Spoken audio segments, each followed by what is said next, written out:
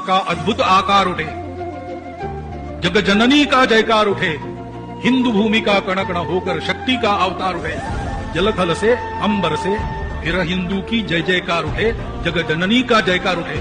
ऐसा परिदृश्य संपूर्ण विश्व में हम इन्हीं आंखों से, इन्हीं नेत्रों से देखेंगे।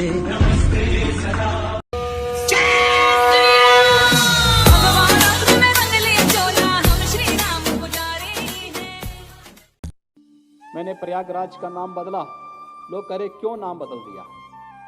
कुछ लोगों ने कहा नाम से क्या होता है, तो मैंने कभी तुम्हारे माँ बाप ने तुम्हारा नाम रावण और दुर्योधन क्यों नहीं रख दिया। तेरा बाप आया।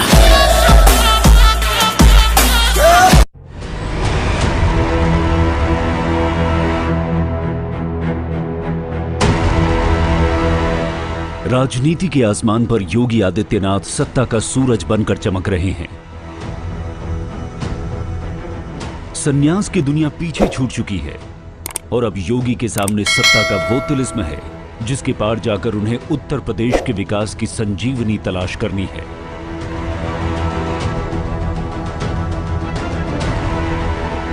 तन पर गेरुआ लिबास पहने योगी आदित्यनाथ जिस तरह अफसरों, मंत्रियों और विधायकों की क्लास लेते नजर आ रहे हैं, उससे उनका ये संदेश साफ है कि योगी राज में जल्द ही बहुत कुछ बदलने वाला है। कांग्रेस पार्टी सलमान खुर्शीद कांग्रेस पार्टी नहीं है। कांग्रेस पार्टी नेहरू गांधी परिवार है। अच्छा। तीसरी बात क्या बोल रहे हैं? कांग्रेस पार्टी नेहरू गांधी परिवार है? मैं आपको क्या बोल दिया आपने आचार्य जी आज? मैं जिम्मेदारी से कह रहा हूं। ये तो ब्रेकिंग न्यूज हो गया है आज। कांग्रेस पार्टी जब तक नेहरू गांधी फैमिली कोई कुछ कहती है तब उसको माना जाए कांग्रेस का अधिकृत वर्जन, अन्यथा ना माना जाए। मैं जिम्मेदारी से कह रहा हूं। आप सब जानते हैं कि 15 दिसंबर को जामिया मिलिया में और उसके उपरांत एएमयू में क्या करने का प्रयास हुआ था। प्रयास अभी भी हो रहे हैं। प्रयास अभी भी हो रहे हैं। आज से नहीं, ये आजादी के बाद से लगातार इस प्रकार की हरकतें चल रही हैं, लेकिन ये उनकी अंतिम हरकतें हैं। ये मान के चलिए कि जब कोई दीप बहुत तेजी से फड़फड़ाता है तो ये मान के चलिए कि उसका बुझने का समय आ गया है।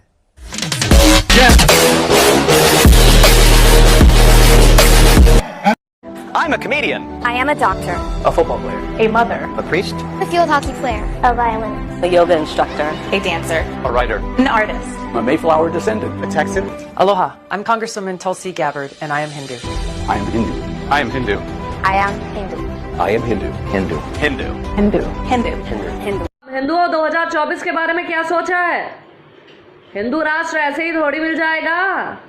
अगर सोच चुके हो तो उसके लिए कार्य करना स्टार्ट कर दो। बोलिए जय श्री राम, जय हिंद, जय भारत।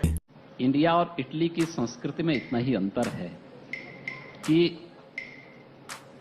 उनको भगवा की वास्तविक जानकारी होती तो संभवतः वे भगवा के बारे में मुझसे तो कम से कम चर्चा नहीं ही करते।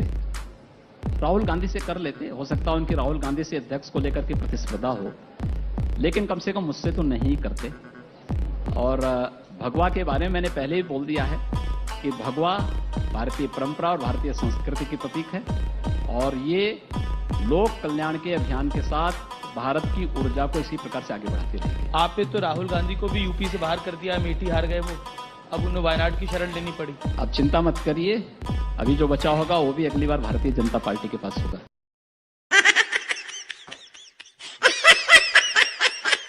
करें कश्मीर का छोड़ दें पीछा।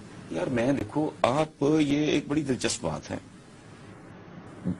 ईस्ट पाकिस्तान आपके पास था ना, कश्मीर तो लेना है, किससे लेना है, कैसे लेना है, खाम खा हवा में तलवारें चला रहे हो। वो जो था तुम तो उसे नहीं संभाल सके। 25 साल से कम अरसे में फारिग हो गया। वो बांग्लादेश है, आपसे बेहतर है।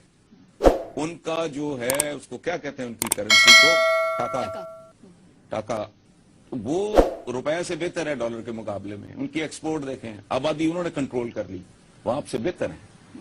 आपसे जान छुड़ा के वो आपसे ज्यादा मुतमब्बल है। यहां से सरमाया वहां जा रहा है, आप तो वो नहीं संभाल सके। किस मुंह से बात करते हो, कश्मीर लेना है, क्या करना है लेके? लेकिन आपसे कराची नहीं संभाला जा रहा, आपसे बलोचिस्तान नहीं संभल रहा। होश करें ये लोग, जो है उसको तो संभाल। हमारे बाप दादा पुरखे तब नहीं डरे तुम्हारी उस तलवार से, तो आज हम तुमसे डरेंगे? तुम तो डरे हुए लोग हो, हमें क्या डराओगे यार? ये बोलना शुरू करा है आपने, इसीलिए इस देश में बड़ी उथल पुथल है। इसलिए लोगों को मोदी नाम की जो चीज है, ये कोई शख्स नहीं है, मोदी कोई एक इंसान नहीं है। मोदी 1000 साल के बाद 1000 साल पे सनातनियों पे 2 अत्याचार जो जुल्म हुए हैं, उस जुल्म को समाप्त करने वाली एक खुटी है जिस पे मोदी टंगा हुआ है। ये वो सोच है जिसके 7000 साल की तकलीफों को दूर करने के लिए हमें लगता है कि यह आदमी आया है, इसलिए पूरा देश उसके साथ खड़ा हुआ है और हर आदमी यह चाहता है कि इसको समाप्त करना चाहिए। इसलिए यह देश ने अपनी दिशा तय कर ली है। आपने टॉपिक बहुत अच्छा रखा है। अब मुझे और आपको, सौरभ भाई ने अपनी दिशा तय कर ली है, मैंने अपनी कर ली है। बहुत सारे लोग इस देश में, चाहे वो विवेक अग्निहोत्री जैसे फिल्मकार हों, वो भी बहुत पैसा कमा सकते थे 2 गाली देकर के भारत के सनातन को, 2 गाली देकर के देश के सरकारों को। वो भी क्या कहते हैं, उस लाइन में खड़े हो जाते जहां बहुत सारे राइटर और एक्टर हैं जो उनकी मर्जी के बगैर पैसा नहीं लेते, खड़े हो सकते थे। लेकिन विवेक अग्निहोत्री ने भी वही रास्ता चुना जो सौरभ भाई ने चुना, जो मैंने चुना। और उन्होंने रास्ता चुना इसलिए एक पिक्चर बनाई जिसका नाम है ताशकंद फाइल। वो देश की पहली ऐसी पिक्चर है जिसमें स्क्रिप्ट नहीं लिखा गया है, सारा डॉक्यूमेंटेशन है। कोई अपनी तरफ से उसमें नैरेटिव पैदा नहीं, सिर्फ डॉक्यूमेंट के आधार पर। और ये डॉक्यूमेंट भारत से और पूरी दुनिया से लाके बनाए गए। वही शख्स फिल्म बना रहा है कश्मीर फाइल। आप सब लोगों से मेरी विनती है, ऐसे लोगों को आप कैसे ताकत दे सकते हैं, यह आपको तय करना है। इसलिए कि वैसे ही बड़ी मुश्किल के बाद एक मौका आया है। इसलिए मैं कहता हूं 4 साल का समय नहीं है, यह 4 साल के समय को 400 साल में कन्वर्ट करना है। बहुत पैसा आपने कमाया होगा, बहुत रुतबा कमाया होगा, कोई याद नहीं रखता है।